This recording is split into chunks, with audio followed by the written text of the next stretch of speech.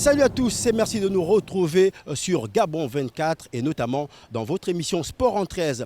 2021 étant une nouvelle année, Sport en 13 change de format. Et pour ce premier numéro justement de Sport en 13, plusieurs découvertes, en l'occurrence celle de Jordi, un jeune footballeur, et également celle d'un club de kickboxing à Libreville dans un quartier défavorisé.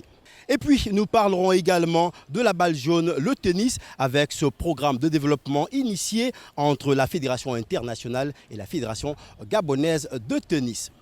Dans votre rubrique Vue sur le net, nous vous ferons revivre des moments parfois hilarants ou parfois qui donnent froid dans le dos. Installez-vous confortablement car ce Sport en 13 démarre avec Stan Orphée Mungengi alias Jordi, ce jeune footballeur gabonais qui avait été recalé avec les U17 de la sélection nationale de football du Gabon, laquelle devait prendre part à la 19e édition de la Coupe d'Afrique des Nations Maroc 2021. Ce jeune de 18 ans ne perd pas l'espoir d'appartenir définitivement un jour aux Panthères du Gabon. Allons donc découvrir comment il passe son temps libre. Malheureusement, comme vous-même vous dites, je n'ai pas été retenu parce que en fait, le coach n'était pas satisfait par mon jeu. J'étais vraiment honoré et j'ai pris de l'expérience. Je crois que le prochain regroupement, j'y serai. La pandémie du coronavirus obligeant les clubs de football du Gabon à ne pas reprendre pour l'heure leurs activités, notamment les entraînements. Les natifs de Mouila dans la province de Langounié seront chaque jour ici, une fois sortis des cours, face à la tribune officielle de Libreville, située au boulevard du bord de mer, pour s'exercer en atelier individuel. Pour Jordi, qui, la saison dernière, évoluant au poste de défenseur central, au Sporting Club Nyanga, club de 3e division, l'objectif de training personnel est de toujours garder la forme en attendant une éventuelle reprise des activités sportives dans les clubs et le souhait de pouvoir être recruté par l'un des clubs du National Foot gabonais.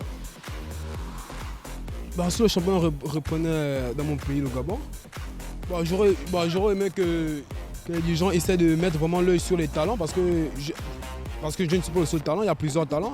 J'aimerais mettre un peu l'œil dessus parce qu'il y a beaucoup de talents au Gabon. À côté de son grand espoir d'intégrer la tanière des Panthères du Gabon, Stan Orphée Mungengi ambitionne également de quitter un jour le Gabon pour un pays européen afin d'aller tenter de passer des tests dans un club, l'intégrer et poursuivre une carrière de footballeur professionnel. Depuis tout petit, je veux vraiment réussir dans le football, histoire de mettre ma famille à l'aise. Et je veux vraiment réussir à l'intérieur et ce sport me passionne vraiment. Je veux être un grand footballeur. Et parti faire sport-études, étant donné que j'apprends encore, je fais sport-études. Parce qu'on n'est jamais à l'abri d'une blessure. J'ose espérer qu'un jour, je puisse avoir la détection d'un club de l'étranger, histoire de réaliser mon rêve. En attendant de voir tous ses rêves se réaliser, Jordi poursuit son entretien physique au gré du vent et du soleil de la capitale gabonaise.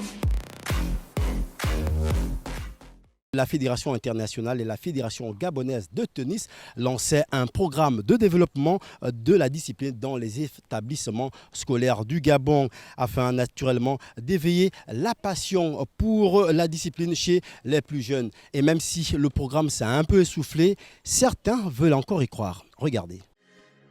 Le programme de développement de tennis dans les établissements scolaires visait à faire la promotion du mini-tennis qui initie les joueurs de 5 à 10 ans de façon amusante et interactive en leur permettant d'obtenir du succès rapidement.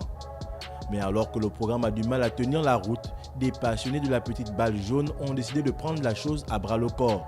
Initier de façon bénévole les jeunes aux techniques de base de ce sport. Nous aussi, on a commencé comme les enfants parce qu'il y a d'autres coachs qui nous ont aidés à apprendre à jouer au tennis gratuitement. Et l'idée est venue à nous et puis j'ai parlé avec mes collègues Olsen et Maël. Je les ai proposé l'idée et dit bon, on peut faire du tennis gratuitement aux enfants pour promouvoir et développer le tennis sans que les parents dépensent un centime. En utilisant des balles, des raquettes, des filets et des terrains adaptés, les encadreurs poussent les jeunes joueurs à utiliser les outils nécessaires pour échanger et enseigner rapidement les rudiments du tennis. On apprend aux enfants à jouer au tennis normalement comme ça se passe dans les clubs. On les apprend d'abord à jouer, l'initiation au tennis, l'apprentissage, le tapotage, tout ce que les entraîneurs, tout ce que nous on forme dans les clubs à nos clients, on donne aussi aux enfants qui sont dehors parce que ce n'est pas le terrain qui fait les joueurs. D'abord, ce sont les entraîneurs et le courage des élèves qui fait les joueurs. Si les plus jeunes sont souvent dispersés, pour Emmanuel et son groupe, le maître mot, c'est la patience. Car la patience est, dit-on, une valeur extrêmement importante pour l'être humain. Il s'agit fondamentalement de la capacité à savoir attendre et à tolérer. Il faut avoir la pédagogie, parce qu'un enfant, c'est difficile parfois à se calmer. Si l'enfant pleure, si l'enfant ne veut pas jouer, il faut avoir une pédagogie qui va te pousser aussi à amener l'enfant. Par contre, adulte, c'est différent. Adulte, tu peux dire, il vient là-bas, il vient souvent pour s'amuser. Adulte, il vient s'amuser, il veut oublier son stress, même s'il ne joue pas bien, il est content, qu'il transpire, c'est bon. Mais un enfant, il veut apprendre. Un enfant veut toujours progresser, c'est comme ça, apprendre un enfant. Et puis, c'est mieux d'apprendre un enfant parce que les enfants, ils te montrent qu'ils ont envie de le faire. Mais là, parfois, il vient parce qu'il vient faire du poids, il vient pour s'amuser. De plus en plus de jeunes s'intéressent à la pratique du tennis dans la capitale gabonaise, mais l'interdiction de la pratique sportive sur toute l'étendue du territoire a certainement mis un frein à cet élan. Du kickboxing, on en parle dans ce numéro avec ce tout nouveau club ouvert à Libreville par le président de la Ligue de l'Estuaire. Justement, ce club nous a ouvert ses bras. Mon équipe et moi sommes allés à leur rencontre pour mieux comprendre l'objectif de ce club. Tour d'horizon justement du club de kickboxing d'Atibntos.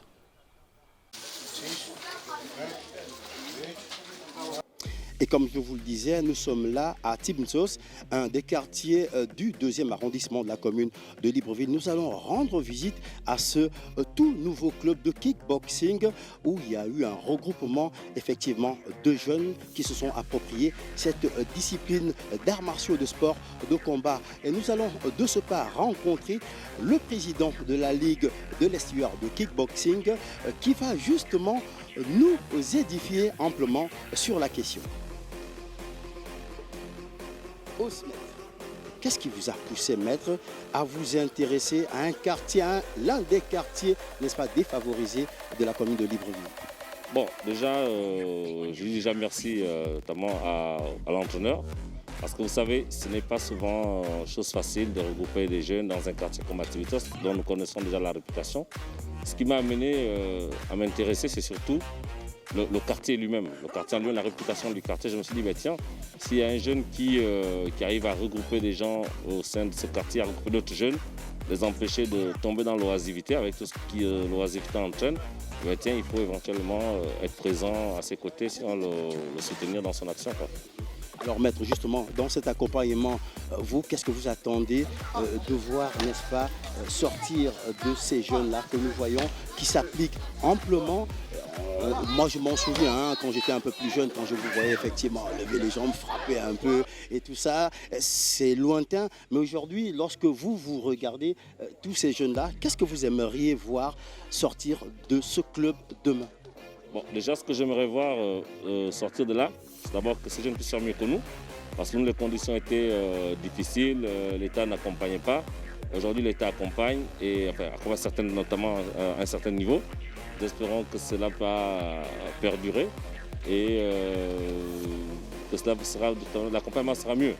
Là, justement, nous voyons ces jeunes-là qui sont en train véritablement de se perfectionner, même s'ils ne sont qu'à leur début dans le kickboxing. Quelle est l'image déjà que vous avez avec cet œil d'expert? Bon, déjà, je tiens déjà, comme je disais tout à l'heure, à féliciter le travail. C'est vrai qu'aucune œuvre humaine n'est parfaite. Il y a des petites lacunes que nous allons forcément corriger avec le temps, parce que ce que nous va faire, quand il y a un nouveau club qui se crée, on choisit un entraîneur, pas dans le bureau de la Ligue, on choisit un entraîneur dans la province qui est outillé, sinon plus outillé que le maître parfois qui ouvre le club. Pour suivre le club de temps en temps, pour amener l'entraîneur à être au même niveau que les autres, s'il y a jamais des lacunes.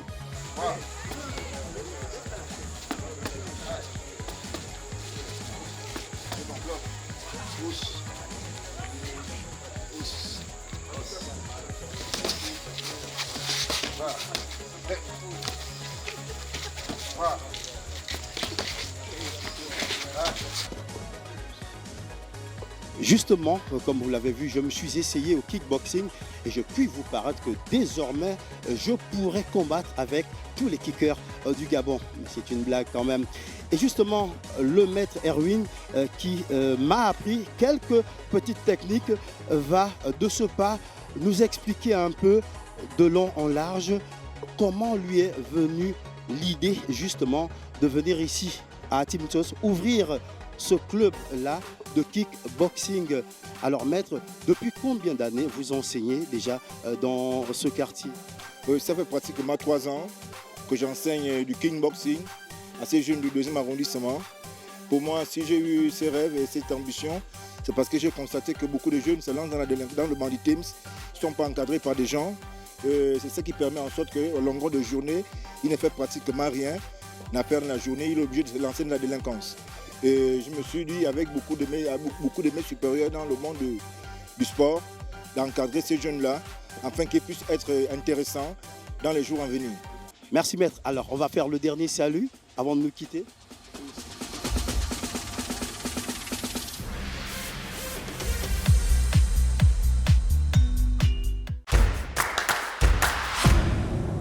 Nouvelle année, nouvelle sélection pour votre rubrique Vue sur le net ou dans ce numéro. Nous allons vous montrer les meilleurs casse-coups de cette année 2021. C'est parti.